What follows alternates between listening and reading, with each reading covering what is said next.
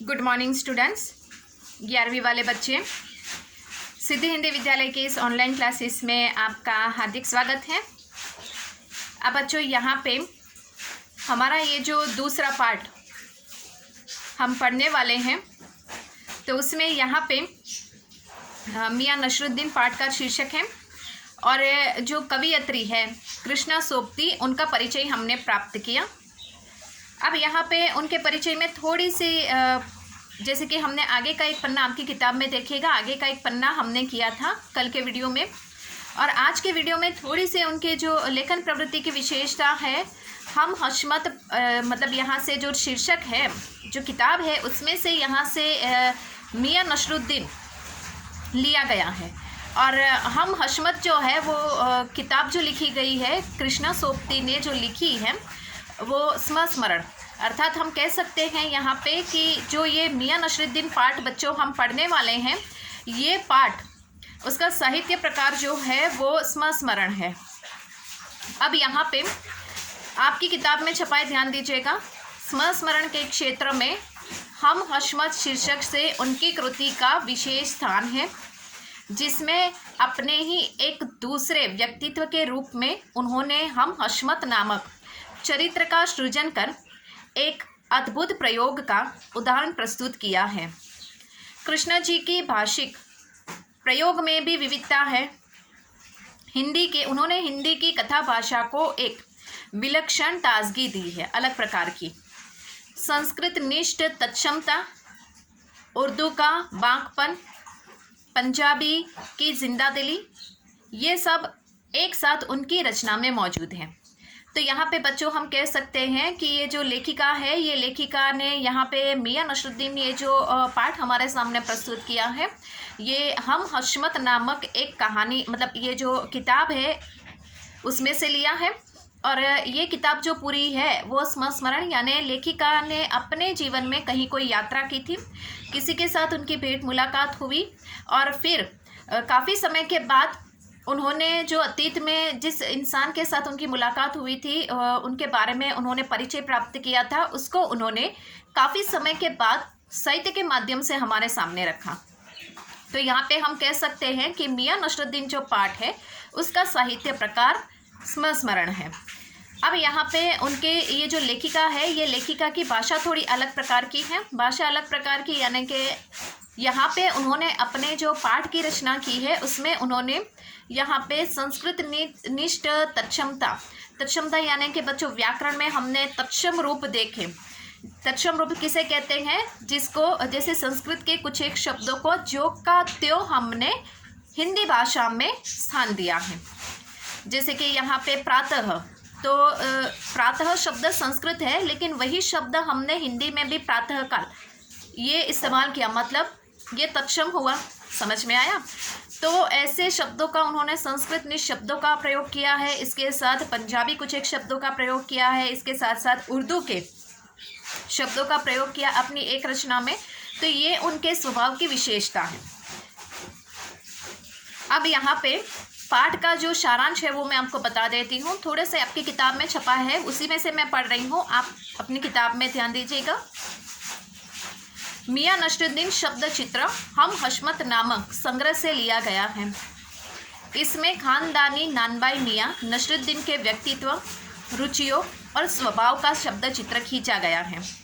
मियाँ नसरुद्दीन अपने मसीहाई अंदाज से रोटी पकाने की कला और उसमें अपने खानदानी महारत को बताते हैं। वे ऐसे इंसान का भी प्रतिनिधित्व करते हैं जो अपने पेशे को कला का दर्जा देते हैं और करके सीखने की असली हुनर मानते हैं। तो बच्चों, यहाँ पे पाठ का जो साहित्य प्रकार है, ये पाठ का साहित्य प्रकार बताया गया है। सबसे पहले तो मैं आपको बता दूं कि ये जो पाठ है, तो पाठ में बताया क्या गया है कि मियाँ नसरुद्दीन पाठ का जो शीर्षक है, तो जिस इंसान का ये नाम है वो इंसान का खानदानी पेशा है, वो इंसान का खानदानी पेशा है। अब नानबाई मतलब यहाँ पे आपने देखा होगा तरह तरह के नान अर्थात रोटियाँ पकाना। जैसे कि हम उदाहरण के तौर पे कहीं रेस्टोरेंट में जाते हैं, होटल में खाने के लिए जाते हैं, तो हमने रोटियाँ अलग अलग प्रकार की देखी। पराठे देखे हमने, फिर उसमें जैसे कि अलग अलग प्रकार के बहुत सारी ऐसे रुमाली रोटियां होती है, ऐसे बहुत सारी। तो ऐसा नहीं है कि मतलब उसमें भी रोटियां जो होती है वो एक ही प्रकार की होती है। तो उसमें भी हम लोग अलग अलग प्रकार की रोटियां, हमने उनके नाम भी सुने हैं और देखा भी है हमने कभी अपने जीवन में, मतलब खाकर उसका किस प्रकार से स्वाद होता है वो भी अनुभव किया है। तो यहाँ पे मियाँ नसरुद्दीन अर्थात एक ऐसे इंसान हैं जिनको अपने मतलब वंशों से ही, अपने ख़ानदान से ही उन्होंने ये सीखा है कि रोटियां किस तरह से बनाई जाती हैं। उनके यहाँ बहुत सारे ऐसे लोग काम करते हैं, किस तरह से किस प्रकार से रोटियां बनाते हैं, कौन कौन सी रोटियां होती हैं, उसके ऊपर वो पाठ है। इतना ही नहीं, यहाँ पे लेखिका ने उनके साथ बात करके परिचय उनका लिया और उनके ख़ानदान में कौन कौन से उनके दादा परदादा कहाँ पे काम करते थे।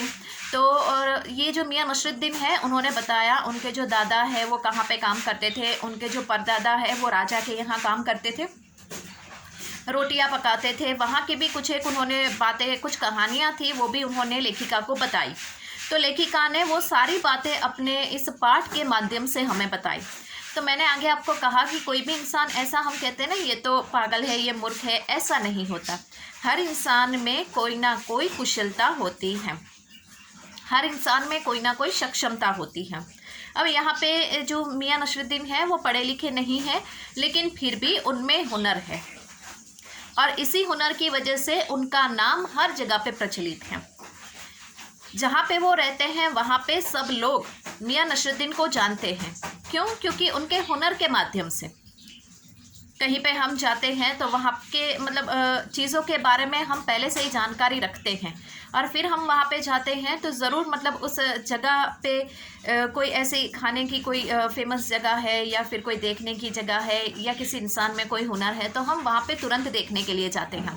तो बिल्कुल उसी प्रकार से यहाँ पे नसरुद्दीन जो है उनको पाठ के माध्यम से लेखिका ने यहाँ पे उनका परिचय दिया है कि इंसान में उसकी हुनरता जो होती है वो इंसान को कहाँ से कहाँ ले जाती है। तो बच्चों पाठ में वही बात दर्शाई गई है। तो पाठ की थोड़ी सी आज हम शुरुआत कर देते हैं। आपके पास किताब है तो किताब में ध्यान दीजिएगा। पाठ का शीर्षक है मियाँ नसरुद्दीन।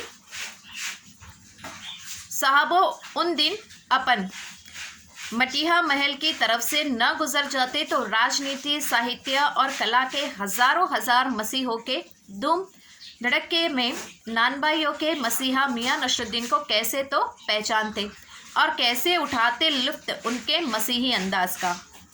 हुआ यह कि हम एक दोपहरी जामा मस्जिद के आड़े पड़े मटिया महल के गड़ैया मोहल्ले की ओर निकल पड़े। एक निहायत मामूली अंधेरी सी दुकान पर पटापट आटे का ढेर संते देख टिटके, सोचा सेवइयों की तैयारी होगी। पर पूछने पर मालूम हुआ कि खानदानी नानबाई मियाँ नसरुद्दीन की दुकान पर खड़े हैं। मियाँ मशहूर है 56 किस्म की रोटियां बनाने के लिए। अब देखो यहाँ पे एक वाक्य में प्रश्न पूछा जाता है कि मियाँ नसरुद्दीन किस प्रकार उनकी पहचान होती है, मियाँ नसरुद्दीन क्यों मशहूर है, मियाँ नसरुद्दीन क्यों मशहूर है। तो उसमें एक वाक्य में यहाँ पे जवाब हमें लिखना है। आपको ये प्रश्न 1 अंक में पूछा जा सकता है और कई बार पूछा गया है, इसके लिए कह रही हूँ। ऐसे बहुत सारे ऐसे प्रश्न जो पूछे जाए और अर्थात संभावना ऐसी हो वो भी मैं आपको बताती जाऊँगी। तो उसमें आपको लिखना है कि मियाँ यहाँ पे जो नसरुद्दीन है वो 56 किस्म की रोटियाँ पकाने में माहिर हैं। कौन से क्षेत्र में माहिर है? तो यहाँ पे नानबाई के क्षेत्र में माहिर है, मतलब रोटियाँ बनाने में। तो यहाँ पे लेखिका ने पाठ की शुरुआत में कहा कि ये जो जिस क्षेत्र से मटिया महल, जहाँ से एक रास्ता है वहाँ से वो गुज़र रहे थे, वहाँ पे जो मस्जिद थी वहाँ आसपास में बहुत सारे लोग रहते थे। तो उन्होंने कहा कि हम यहाँ से नहीं गुज़रते तो मुझे तो पता ही नहीं पड़ता कि यहाँ पे कोई ऐसे भी इंसान मियाँ नसरुद्दीन जैसे एक प्रचलित और बहुत ही प्रख्यात इंसान रहते हैं। हम वहाँ से गुज़र रहे थे तो हमने देखा कि वहाँ पे आटे का बहुत सारा मतलब ढेर पड़ा हुआ था और लोग उसको गूंद रहे थे। तो हमें ऐसा महसूस हुआ कि वो लोग सेवइयाँ बना रहे थे, लेकिन फिर हमने पूछा तब पता पड़ा कि नहीं, यहाँ पे तो रोटियाँ बनती है। और मियां नसरुद्दीन जो है वो कौन सी चीज़ में माहिर है?